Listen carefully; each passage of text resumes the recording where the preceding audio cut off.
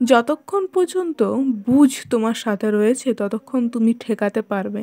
তুমি বলতেছো আমি আর পারছি না, বিবেক কইতেছে আরে না পারো তো চেষ্টা করো, বিবেক তো তোমাকে ছাড়ছে না। তুমি বলছো আমি মদ খাইতেছি, অন্যায় করছি, অনেক কাজে অন্যায় করতেছি। বিবেক বলছে অন্যায় যে করতেছে এটাতে বোঝা যাচ্ছে। সে বলছে হ্যাঁ, বিবেক বলে তাহলে আমি ঠিক আছি। সে বিবেক তার কাছে পৌঁছানোর জন্য, তার কাছে নেওয়ার জন্য আপ্রাণ চেষ্টা করেছো, আমাদের থেকেও বেশি চেষ্টা করেছো। আর তোমরা আমাদের বিবেককেই ধাক্কা দিয়ে সরিয়ে দিচ্ছ। তুমি ধাক্কা যে দিচ্ছ এটা তো বুঝতেই পারছি, হ্যাঁ এটা বুঝেছি, তাহলে আর বলার কিছু নেই। তুমি যদি ঠেলা দিয়ে না বুঝাতে তাহলে সেখানে বিবেক বলতো ও ঠেলা দিয়েছে কিন্তু বুঝে নাই।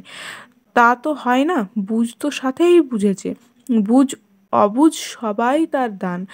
আর কোনোটা করা উচিত আর কোনটা করা উচিত নয় সেটাও তার ভালোভাবেই জানা আছে। ব্যাস যা করার করবে, হাতে তোমারই সব কিছু। তোমাকে তো সব দিয়েছি, তুমি যদি এখন বুঝে বুঝে না চলো, দুর্ভাগ্যের পথ বেছে নাও, তাহলে দুর্ভাগ্যই তোমাকে টেনে আনবে। বিবেক বলছে তুমি যা করো সঙ্গে করো, তোমাকে আমি না। তুমি যাও কিসের জন্য? সে বলছে তুমি যাবো যাবো করছো, তাহলে যাও, দুর্ভাগ্য টেনে আনো ভক্ত। এইটাকেই কর্মফল বলা হয় ঠাকুর, হ্যাঁ কর্মের ফল।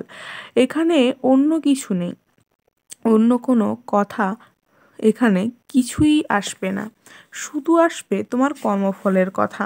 তুমি মনে করো কেউ আছেন, তিনি করছেন, তিনি মারছেন, তিনি ধরছেন, তা সত্যি কথাই। তিনি মারতেছেন, তিনি ধরতেছেন, তিনি বোঝাতে তার বিষয়বস্তু দিয়ে। বাড়িওয়ালা বাড়িওয়ালা দড়ি, বাড়িওয়ালা লাঠি, বাড়িওয়ালা সব জিনিস দিয়ে আমি কাজ করছি, তা সত্যি কথায়। আবার দা দিয়ে রক্তপাতও হয়ে যায়, কিন্তু এইটুকু তো তোমাকে বুঝতে হবে। সুতরাং কোনটার কি হবে, কোনটার কম হবে, কি হবে না, তার জন্য দায়ী কেউ নয়।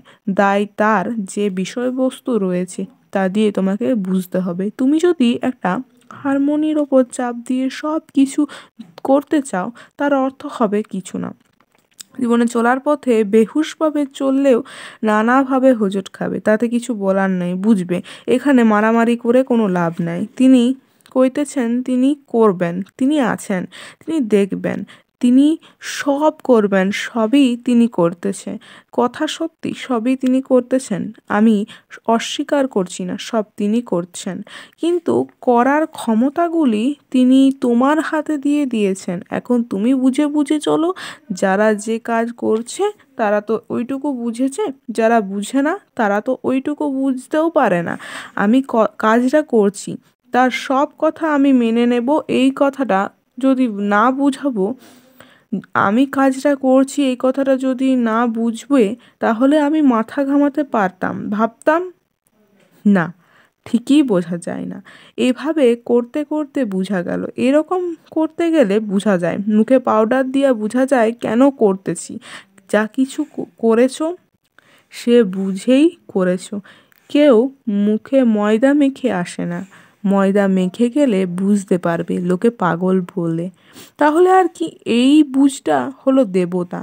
দেবতা কোনটা, ভগবান কোনটা, ও বাবা, যে বুঝটা রয়েছে, সচেতন রয়েছে, এর সঙ্গে কোনো আপোষ চলবে না, এরে কখনোই টলানো যাবে না, তার পথে না যাওয়া পর্যন্ত কারোর সাথে হাত মেলানো যাবে না। প্রত্যেকটি কাজের মধ্যে তোমাকে সমাধান করে নিতে হবে, প্রতি মুহূর্তে তোমাকে সজাগ থাকতে হবে। এটা যে কত বড় দান, কত বড় উপকার, সেটা তোমাকে বোঝানোই যাবে না।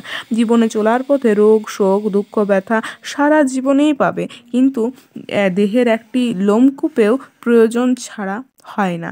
ব্যথাও আছে বলে তো বেঁচে আছো, অল্প আঘাতে ব্যথা লাগার সঙ্গে সঙ্গে আত্মরক্ষা করতে পারছো, ব্যথাটা আছে বলেই তোমার দেহটা এখনো পর্যন্ত রক্ষা পেয়ে যাচ্ছে। কেউ চিমটি দিলে বলে উঠছো, ব্যথা পাচ্ছ, তার মানে তোমাকে ছেড়ে দিতে বলছো। যাই হোক, ব্যথা বোধটা আছে বলেই তুমি এখনো পর্যন্ত টিকে রইতে পারছো। প্রচণ্ড আঘাতে শরীরের অঙ্গ প্রত্যঙ্গ অবশ হয়ে যেত, তাহলে তাহলে কেমন হতো? মানুষ মারাও যেত। এই ব্যথাবোধ নানাভাবে আমাদের রক্ষা করে। আজ এ পর্যন্তই। পরবর্তী পাঠ পর্ব খুব শীঘ্রই নিয়ে আসবো। নমস্কার। রাম ও নারায়ণ রাম, রাম ও নারায়ণ রাম, রাম ও নারায়ণ রাম।